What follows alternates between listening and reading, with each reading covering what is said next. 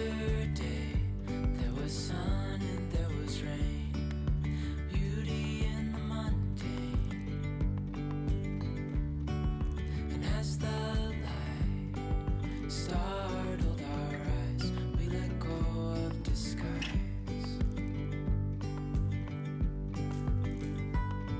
And now there's something in the air and a sparkly shimmer on our skin, restoring everything within. Following on from my last vlog when I showed you my little patchwork pouch that I made for myself, I was asked if I could make one for a customer. In fact, she wants two, so I'm only too happy to make extras because I really enjoyed making it.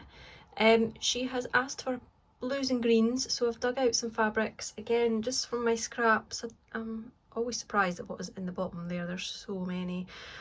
I've cut them up, but I think with some of them I need to cut them a little bit smaller because I'm sure that I had some quite small bits with my other little pouch that I made. So I've cut some of these ones up into smaller pieces, but I can always come back and cut some more up because I'm just wanting to get started now. So I thought I might just show you how I get started with the quilt as you go patchwork that I mentioned in the last vlog. So you get your scraps, and you just want to make sure that they've all been squared off. So I've just used my rotary cutter and my ruler and just cut off any edges that were not straight. So for example, this one here's got like a big messy edge, so I would just cut a section from it and just square it off, and that way I can just pick them up as and when I'm ready to sew with them, because preparation is the key and all that. So I've got all my fabrics here. I'm going to dig out some wadding to use for the backing so it's nice and padded, because patchwork needs to be padded. It just has to be padded. If it's not padded, it's not nice and soft and squishy. So I'm going to get a bit of wadding, and then I'm going to choose 2 pieces of fabric to start with and take it from there. I am currently watching Sandy by the Lakeside. She's doing Vlogist on YouTube, so I'm enjoying catching up with her and just seeing what her days are like. And she's just playing away there while I get my fabrics ready.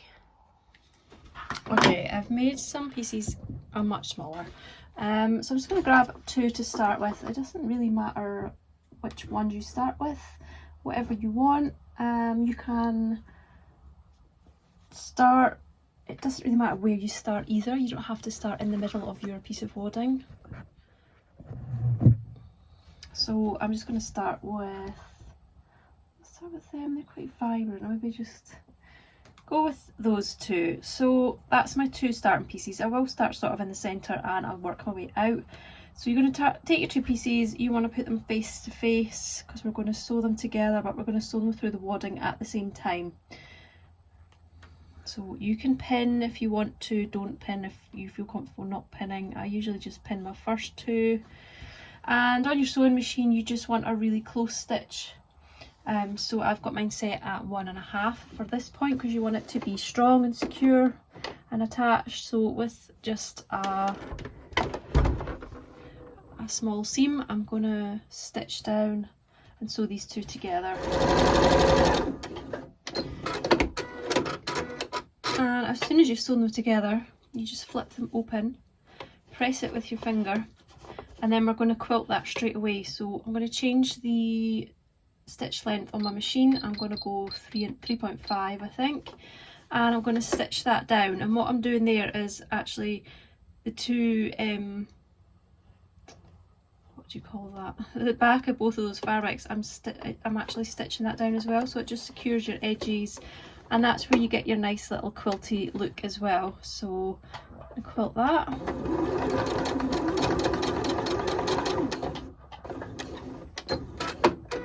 And that is the first piece done. So we work out from here, and I can either add a bit on at the sides or a bit along the bottom. I just want to add another bit on that's the same height or the same width as what I've just done, and also need to put my stitch length back again to 1.5. So it's just constantly moving it back and forwards depending on whether you're doing a seam because you're sewing 2 bits of fabric together, or if you're doing your quilting. So I'm just going to continue in the same way. Agents of the other, beyond gravel, beyond all.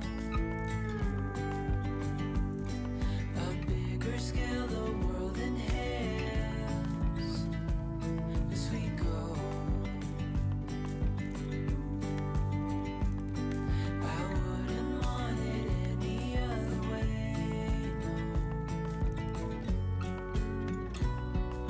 Dreamy, breezy, we go. Easy, easy on our tiptoes, undercover. So I'm just going to show you how to move on to going in a different sort of direction. Don't need to worry at this point about whether your edges meet up or not. There's a slight overhang there, but I'm not too worried about that. I'm going to cover all that edge with a piece going down the way now, so I'm just going to lay it over the top, making sure that I have covered the bottom of all these raw edges, because you don't want, if you don't have that covered properly, when you fold it back and quilt it, you go have gaps and your fabric will fray, and you don't want that. So I'm going to add this one on the top.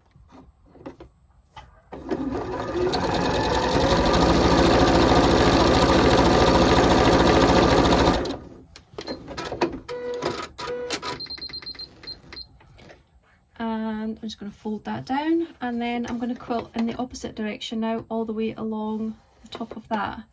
You will get little threads coming through, but it's fine, you can snip them off or pull them out.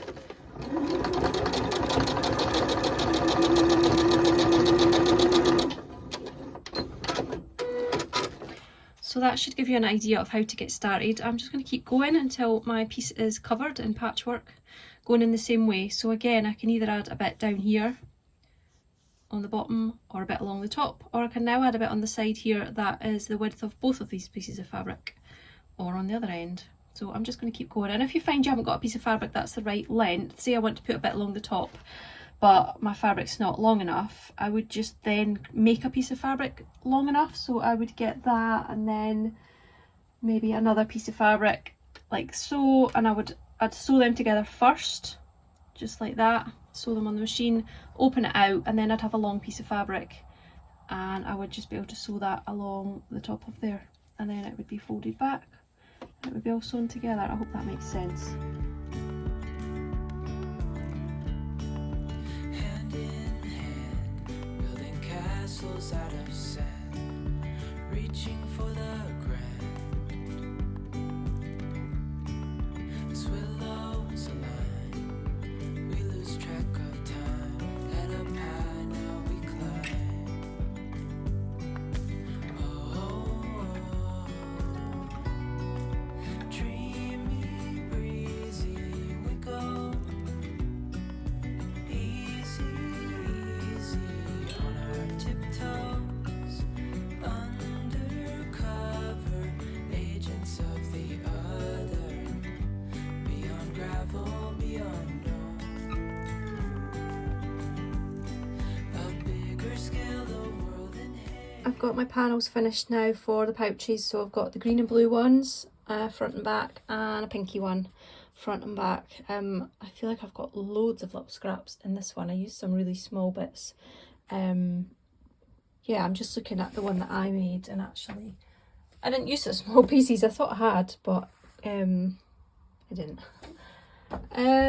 So now I'm going to choose some zips to go with the pouches. I've got lots in there, and I also need to choose some lining fabric. I'm just going to pick some fabric from some little oddments that I've got. I should have something in just the right size, and then I'm just going to assemble the pouches, and yeah, it shouldn't take much longer now actually, but I really enjoyed doing them. I really like how the green and blue ones turned out. It's not something I would have ever done myself, but because the customer asked for it, that is what the customer got, and I found a little mermaid there for the middle of that one. And then we've got the pinky one, which has got lots of metallic in it. That one's a metallic, that's a metallic-y bit, that's metallic. It's quite turned out really pretty, that one. Really pleased with that as well. So yeah, get them sewn up and see how they turn out. I'm using these little clips to hold all the layers together while I sew them. I sell the clips in my shop and they've just got so many uses. I find them a lot easier to use when doing something like this, which is quite fiddly because you're trying to layer it up, and then if you're trying to then pin it, it can just get a bit fiddly and the layers can shift a bit, whereas I find the pegs or the clips to be really handy in this sense, and it's so much quicker to use than pins, especially when you start feeding it through your machine and need to start removing them and try and get them back in your pin cushion. But I really enjoy using them for zips especially, but you can use them for all different types of sewing jobs in place of pins, when you're sewing layers together. I like to use them for my journaling supplies. They're great for holding together stickers, or even if you're doing EPP, I've got little stacks of hexes held together with the pegs as well, and the little mini ones are really cute and really useful for little small things as well. I've even got my own handmade labels. They sit in my sewing room near the iron with a clip on them, which is just perfect for keeping them together. These are little iron-on labels that go into my products.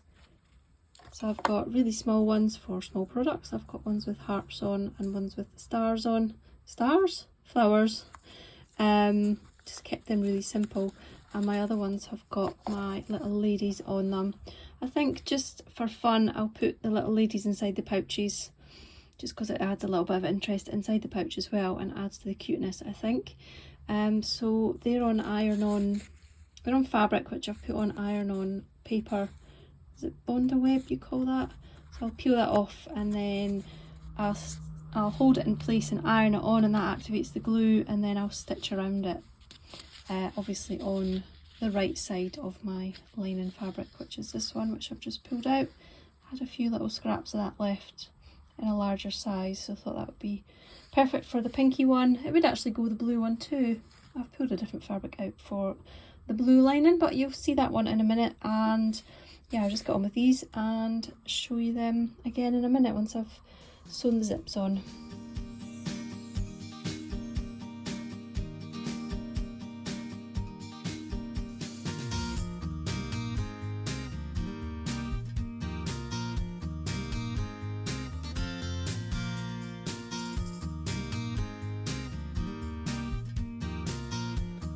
That's the two pouches finished, and I'm really pleased with how they've turned out. Just teamed them up with some pretty linings and they look really good. So I've added in a little bit of velvet ribbon on the top. Luckily I had a green bit and a pink one to go with that one, and that is the original pouch that inspired the other two. So I'm going to get those two packed in the post to send out for my customer tomorrow. I've also just finished a couple of my storage pouches, which I started a little while ago and just got around to finishing. So I've got the gorgeous cabbages and roses one with a nice gingham lining, and I've got this beautiful blue floral and a nice pink micro dot lining. I really like that little lining. And there's a pen slot in there, or you can put crochet hooks, DPNs, circulars, and then a nice big pocket there and a little pocket under here too. These hold so much. I've also got a couple that I made before, and I've got one with this lovely music sheet fabric and fun nice metallic gold fabric inside, and there's another one with the cabbages and roses. Such a subtle floral, it's really beautiful. And what have we got in that? Little scissors, which are so cute. So those two are in my shop now, and I'm just going to take photographs of these ones. They will be in the shop by the time you see the video. I'm just about to return this to the library, but I just thought I'd let you know that I finished this book that I was reading, the third one in the Ellie Griffith series about Ruth Galloway. Really enjoyed this one again. They are not too heavy on the archaeology and the police side of things. It's just a part of her life, I guess. I think if it was heavy on those things, like the police detective side of stuff as well, I think I wouldn't be that interested. I think it might be a bit too much, but yeah, it's as much about her life as well. Really enjoyed that one. So I'm going to return that to the library. I'm not going to get any new ones from the library today. I did get a few new books from charity shops recently, so I've got a to be read pile sitting there, so I'll show you what I've got. These are the next books I'm going to choose from. Just realised I did get a new Ellie Griffiths book there, but I don't think that's from the same series. I think that's maybe a standalone book, so I'm quite excited to read that one. That won't be next. I'll have a break from that author. So the new ones that I got are this one. I got The Girl on the Train, which I've never read, haven't seen the film either, but thought I'd give it a try. The Midnight House by Amanda Geard. And again, I've just chosen these before. The covers, they look like the sort of books that I've been enjoying reading now. And the last one there, The Garden of Lost and Found, which sounds quite nice. Might go for that next, just because it sounds a little bit, well, I'm saying summery because it's about a garden, maybe, I don't know. And I'm clinging on to the last little bits of summer, so I might go for that one. Might have a little bit of a look later on. I need to go and pick Joshua up just now, but I'll certainly be choosing a new book tonight, so that I can read it over the coming weekend.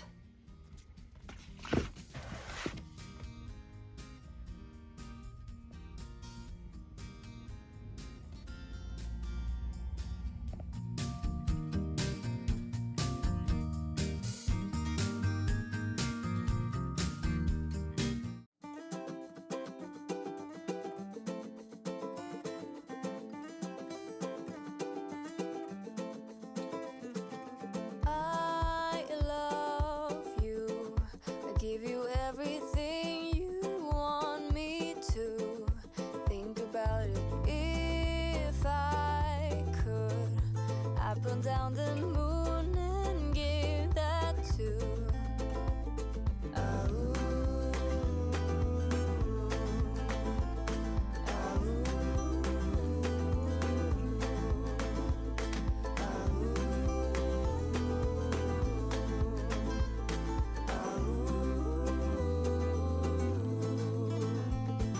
stars and sun all separated, rainbow colors newly painted. I put it all in a paper bag for you.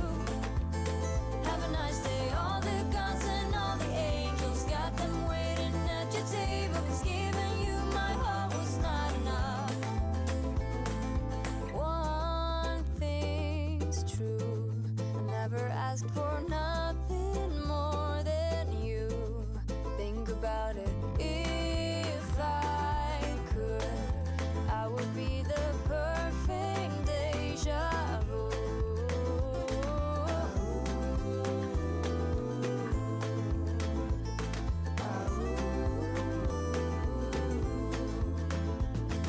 Stars and sun all separated, rainbow colors newly painted. I put it all in a paper bag for you.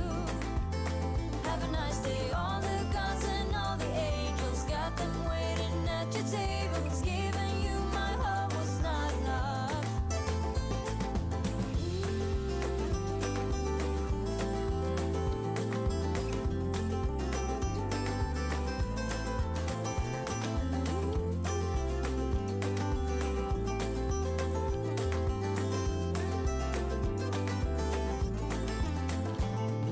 Stars and sun all separated, rainbow colors newly painted. I put it all in a paper bag for you. Have a nice day. All the gods and all the angels got them waiting at your table. 'Cause giving you my heart was not enough.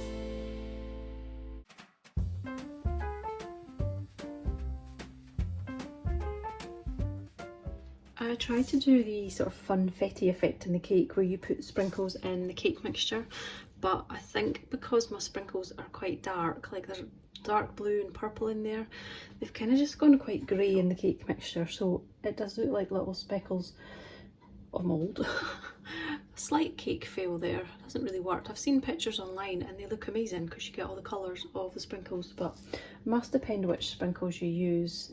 I've neatened up my cake. You can't tell too much on the screen, I don't think, but in real life you can see little flecks in there.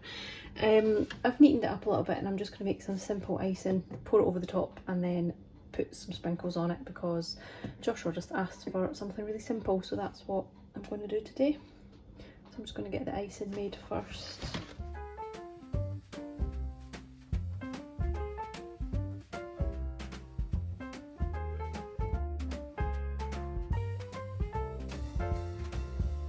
Wake up, honey, I made you breakfast. Fresh coffee and bagels too. A new day is waiting for us. We got lots of fun stuff to do. Let's go to the zoo and feed the monkeys. I can lend them your baseball cap. Let's make the day a very lot of fun. Growing up is just a trap. Don't it seem like a drive? Like putting all of your joy in a big brown bag. I won't listen to any of that jazz. No, I'll never grow up. I'll never grow up. Growing up is just a big fat trap. I take pride in never working a day. Can't see the use of it anyway. Who can think I'm such a load of crap? Growing up is just a trap.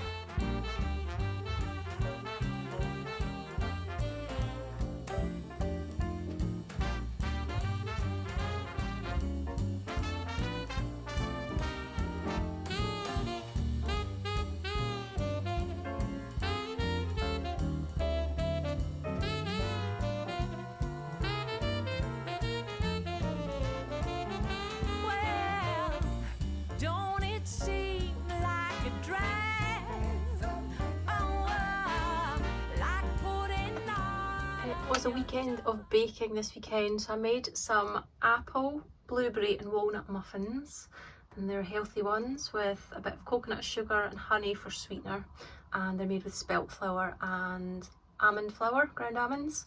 It's just a recipe that I made up. I always use a baseline Deliciously Ella recipe and tweak it until it is unrecognisable, so very loosely based on one of her recipes, and I say very, very loosely. And I'm having a lovely coffee this morning.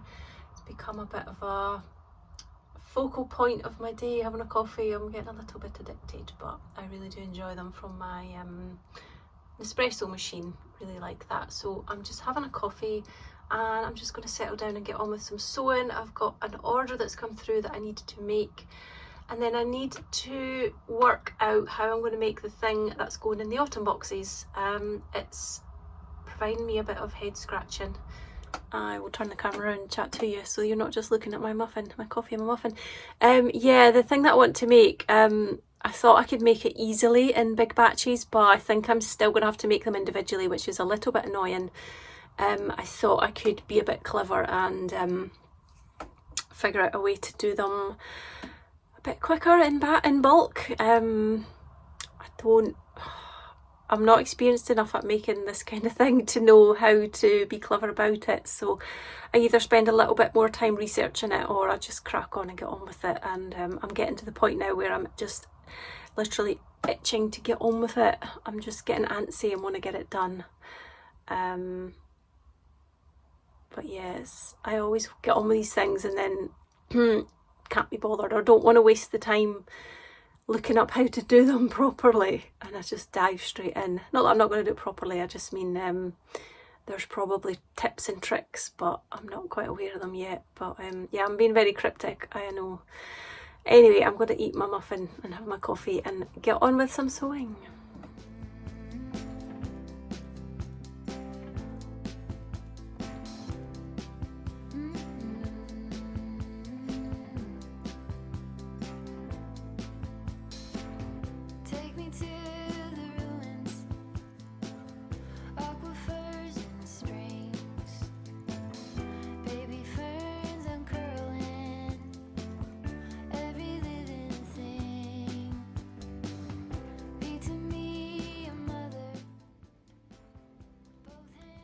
I'm just finishing off my lunch here, but as I've been sitting at the dining table for the past few days, I've been working through a huge pile of magazines that really needed sorting out. I've got Country Living, I've got The Simple, is it The Simple Life?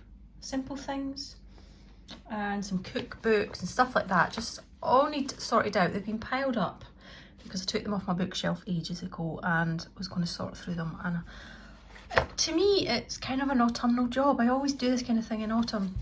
It's so nice just to sit and read magazines, and a lot of my magazines are like autumny, wintry themed, so it's really nice to look through them.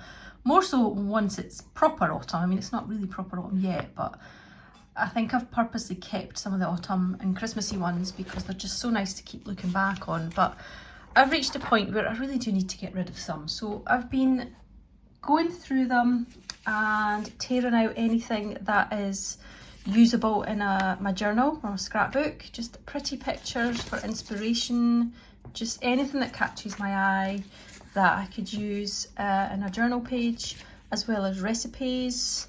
There's quite a few in those magazines, so I'm going to keep those ones. I've got, yeah, various recipes, little odds and ends that I just think are so pretty and I'd like to keep. So I really must do something with them this time. Found a really nice sounding recipe, sun-dried tomato soda bread baps. So I think I'll have to make them soon. How nice would they be with some lovely warming autumn soup? That would make a nice tea. So yeah, just I have little piles here of stuff, but the big pile of magazines is going down because I have put a few out in the bin now once I've torn out what I want. But it's been really nice actually to sit and have lunch and just sit and flick through magazines, because I don't ever take the time to sit and read magazines anymore. I think we're all quite guilty of that. I just tend to pick up my phone, which is really bad. But yeah, I feel good for having a bit of a sort out as well. And there's been a pile of magazines on the floor for way too long, and yeah, it needs sorted out. I'm very guilty of putting things aside and then not coming back to sort them out. But it's nice to get a bit of cooking inspiration as well. And the country living and the simple things is full of crafts as well. So it just feels really nice to sit and look through a physical magazine.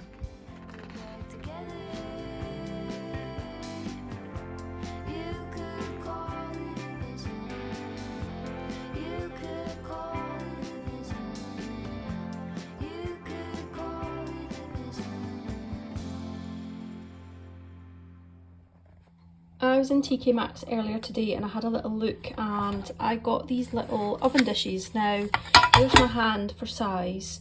I've been looking for something like this for ages, and actually I'd forgotten that I was looking. So it's quite small. But what I want to do is use them to make quiche in. I think it'll be so much easier than trying to use a round tin. And for some reason I just like the idea of having little rectangular bits of quiche. I don't know why.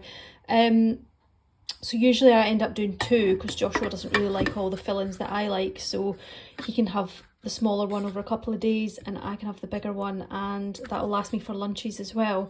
They were, I think that was $3.99 and that was $4.99, but the joy that these will bring me is priceless because yeah, square little quiches are just, yeah.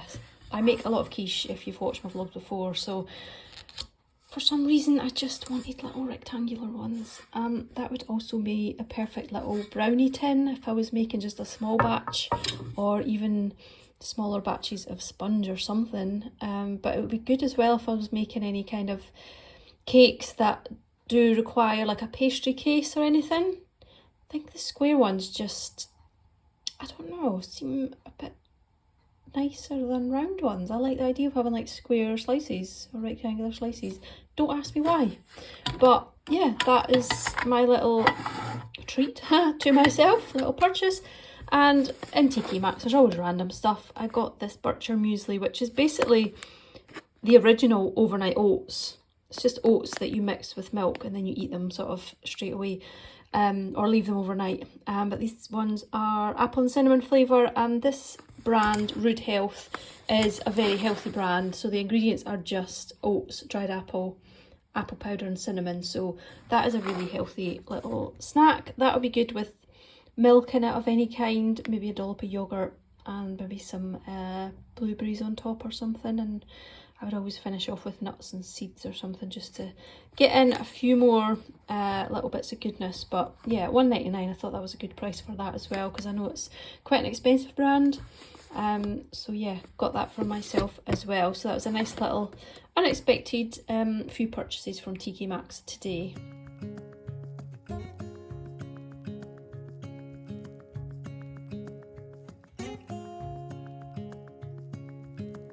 Standing underneath the lights, look into each other's eyes. Tired snowflakes are coming down. This is my old ironing board cover, and I haven't been able to bear to throw it away. It's really worse for wear. It's kind of discoloured from the iron. It's worn through. I mean, I clearly use my iron and ironing board a lot.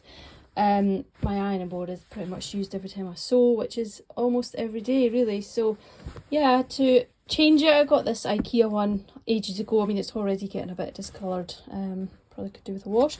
But anyway, I came across this again and thought I really better try and do something with it. So this end is quite nice. So I've cut this end off. I'll be able to take all that apart and I'll be able to use that bit of fabric. It really is quite beautiful. Actually, just looking at it, it's making me want to make a new pot holder for the kitchen. Like I've got heat-proof pot holders for using with the oven, so that would be a really nice print for that. I love florals, but the thought of florals in the kitchen is, yeah, that's my cup of tea.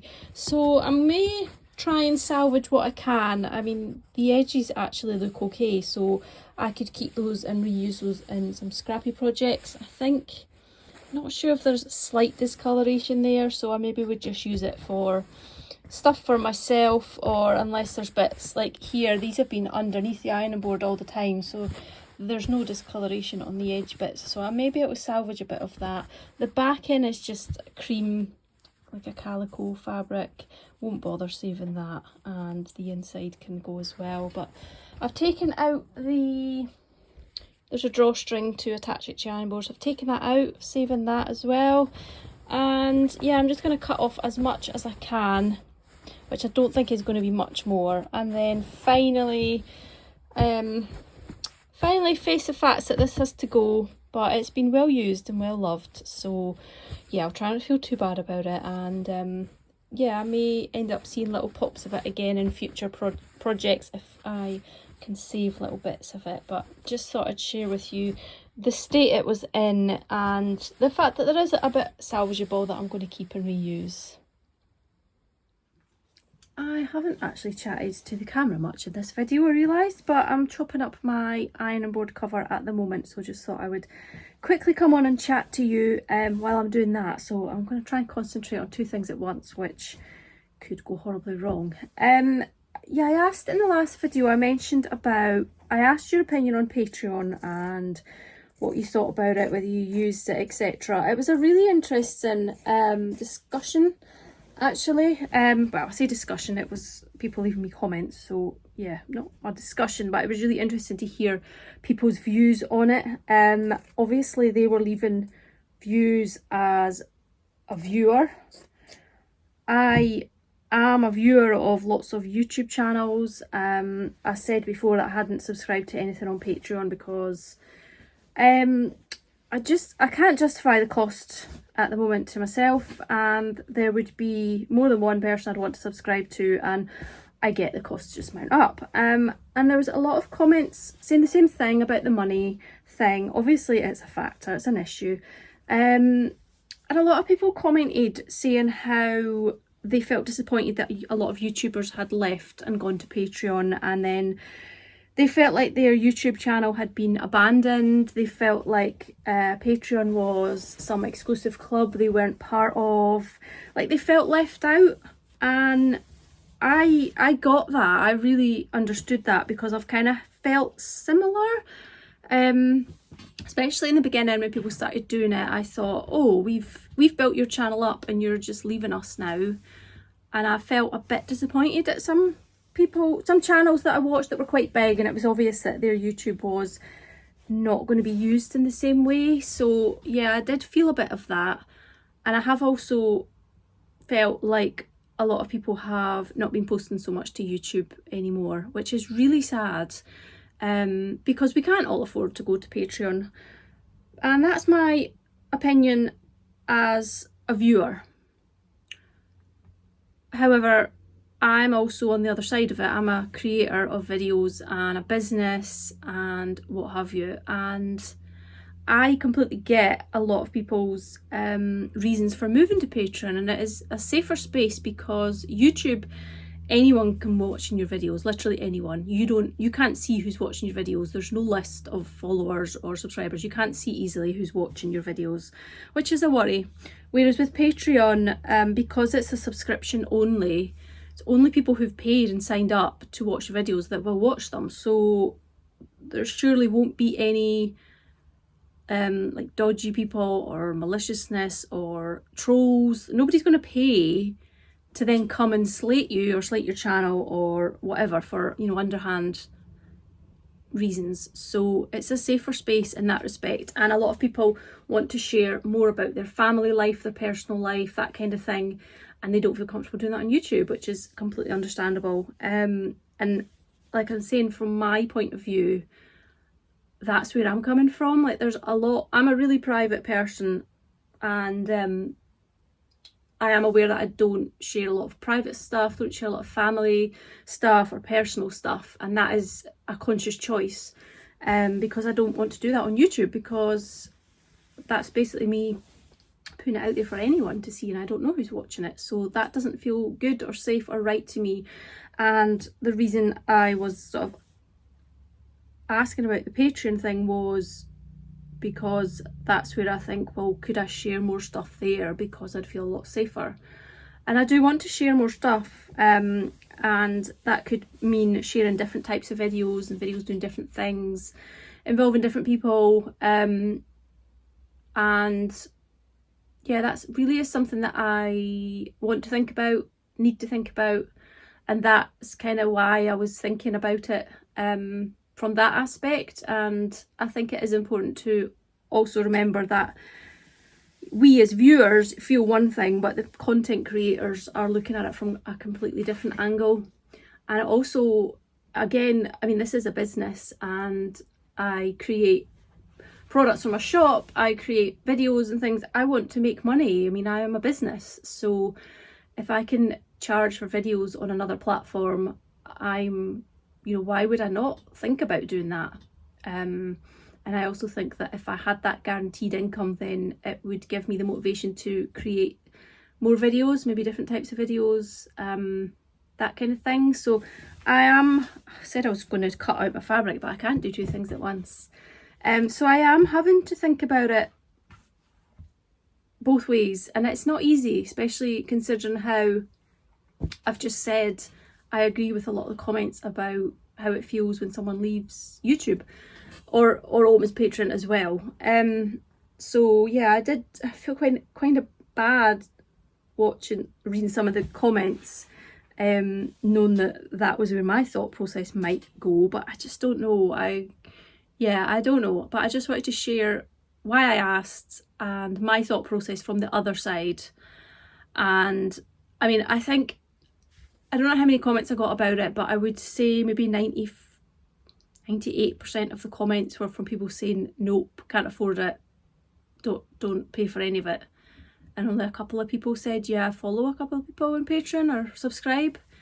And yet some of the accounts on Patreon are huge and they've got tons of subscribers, and people obviously are happy to pay for that content. So it is something that I need to give a lot more thought to, but I certainly wouldn't be leaving YouTube. So there was a few comments saying don't leave YouTube, and I certainly would not be leaving. It would be alongside, and it would be a way for me to share other types of videos. Like, for example, when I've been on holidays, or just different types of day out, or stuff like that, that I wouldn't necessarily always feel comfortable putting on YouTube. So stuff like that. But as I said as well, if I was charging for videos and getting that guaranteed money, then that would be incentive for me to create more, because I'd love to create more for YouTube, but that doesn't pay the bills, I'm afraid. So I make no secret of the fact this is a business channel, so it's not always comfortable and easy to talk about money, but at the end of the day, my living circumstances have changed a hell of a lot, and I am the only adult living in this house, and I need to think about things from that side of things as well, the money side of things. So yeah, it's in the economy and life and just everything is changing, and I would be really silly not to consider adapting to that. So yeah, just a lot going on in my head right now, as well as planning the autumn boxes. I've already started to plan the Christmas boxes. I'm going to give you news of them shortly. I'll probably be in the next video chat about that. But I'm quite excited. I've got the fabric here for the bags, which is very cute. I think there's going to be a little theme. I don't know whether I'll announce it as the theme or just leave it as a hint. I don't know. Anyway, I'm being cryptic. But yeah, there's a lot going on in my head right now. And yeah, just wanted to share with you a little bit of what's going on in my head, and yeah, just to sort of make you understand. And I finished cutting out. I've got a big strip here which will definitely be used for something when I'm doing a scrappy project. Big bit for the bin. The casing for the drawstring is really nice. I could cut that off and open it out and have a nice little flat bit. I think I'll do that, might as well, because that's probably the cleanest little bit actually. If I really wanted to, I could take the seam ripper and rip it apart. I might do that actually. It's quite an easy stitch to rip apart, so I might do that just to salvage another little bit of the fabric, and then I'll get like a nice little strip that wide. Right, better get on.